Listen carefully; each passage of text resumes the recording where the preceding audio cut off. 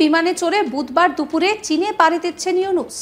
হঠাৎ করে কেন চীনে তড়িঘড়ি দৌড়ানোর সিদ্ধান্ত নিলেন তিনি, উঠছে প্রশ্ন। তাহলে কি চীনের সঙ্গে ভিতরে ভিতরে কোনো বড়সড় আতাত বাজছে বাংলাদেশ? কথায় আছে, চোরের মন সবসময় পুলিশ পুলিশ করে। অন্তর্বর্তী সরকারের প্রধান উপদেষ্টা ডক্টর মোহাম্মদ ইউনূসের চীন সফরকে নিয়ে ভয়ে পশ্চিমবাংলার মিডিয়া। ভারত সফরে না গিয়ে কেন ডক্টর মোহাম্মদ ইউনূস চীন সফরে গিয়েছেন তা নিয়ে ভারতীয়দের মনে সন্দেহের সৃষ্টি হয়েছে। সাবেক স্বৈরাচার সরকার অতীতে যে কোনো সফরের আগে দিল্লির অনুমতি নিয়ে যেত। নোবেলজয়ী ডক্টর মোহাম্মদ ইউনূস ভারতকে বুড়ো আঙুল দেখিয়ে চীনের পাঠানো বিশেষ বিমানে চীন সফরে গিয়েছেন।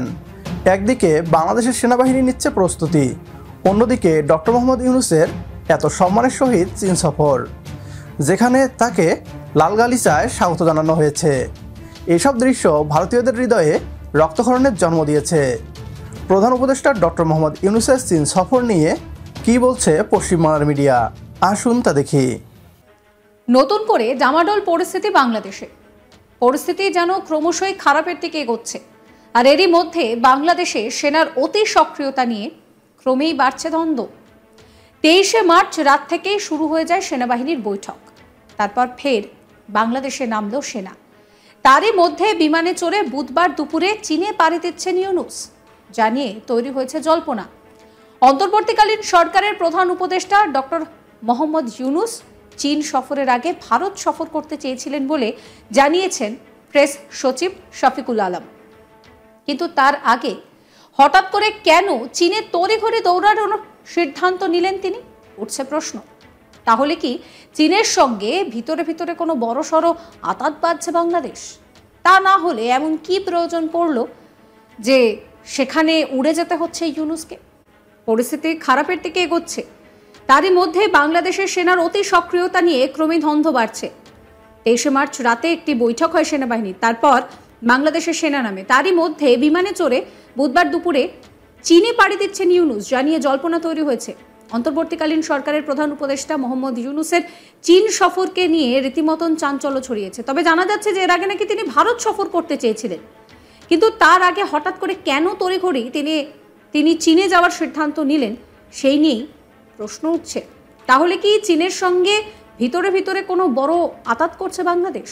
তা না হলে এমন কি প্রয়োজন হয়ে পড়লো যে সেখানে দেশের পরিস্থিতি উত্তপ্ত থাকা সত্ত্বেও ইউনূসকে চীনে যেতে হচ্ছে? ইউনূসের এই চীনে যাওয়ার আগে কিন্তু পরিস্থিতি যথেষ্টই উদ্বেগের। বিগত কয়েক মাস ধরে বাংলাদেশের রাস্তায় লাগাতার টহল দিতে দেখা যাচ্ছে সেনাবাহিনীকে। ডক্টর মোহাম্মদ ইউনূসের চীন সফরের পর ভারত নিজেদের সেভেন সিস্টার্সকে নিয়ে চিন্তিত হয়ে পড়েছে।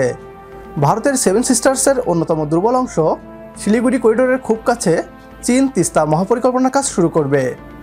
ভারতীয় সীমান্তের এত কাছে চীনের উপস্থিতি কোনোভাবেই ভারত মেনে নিতে পারছে না। এর আগে বাংলাদেশের রাষ্ট্র ক্ষমতায় থাকা বিগত স্বৈরাচার সরকার ভারতের কথা মতো তিস্তা মহাপরিকল্পনার কাজ বন্ধ করে দেয়। তবে নোবেলজয়ী অর্থনীতিবিদ ডক্টর মোহাম্মদ ইউনূস কোনোভাবেই ভারতের গোলামি মেনে নিয়ে এদেশের মানুষের ক্ষতি করবে না। চীন যেভাবে সম্মানের সাথে ডক্টর মোহাম্মদ ইউনূসকে তাদের দেশে নিয়ে গিয়েছে, তাতে ভারতীয়দের ঘুম হারাম হয়ে গিয়েছে। ভারত সফরে না গিয়ে ডক্টর মোহাম্মদ ইউনূস চীন সফরে গিয়েছেন, কারণ ভারত বন্ধুত্ব চায় না, বরং গোলাম চায়। গণঅভ্যুত্থান পরবর্তী নতুন বাংলাদেশ কখনো ভারতের গোলাম হবে না। সমমর্যাদার ভিত্তিতে বন্ধুত্ব না চাইলে বাংলাদেশ ভারতকে বয়কট করতে পিছপা হবে না। সেই বার্তাই ভারতকে দিয়ে দিলেন ডক্টর মোহাম্মদ ইউনূস। এভাবেই আমরা বাংলাদেশিরা মাথা উঁচু করে বিশ্ব দরবারে চলতে চাই। আমাদের সাথে একমত হলে কমেন্ট বক্সে ইয়েস লিখে জানিয়ে দিন আমাদের। সেই সাথে ভিডিও শেয়ার করে দেখার সুযোগ করে দিন আপনার বন্ধুদের। পরবর্তী ভিডিও দেখার আমন্ত্রণ জানিয়ে বিদায় নিচ্ছি আজ। আল্লাহ হাফেজ।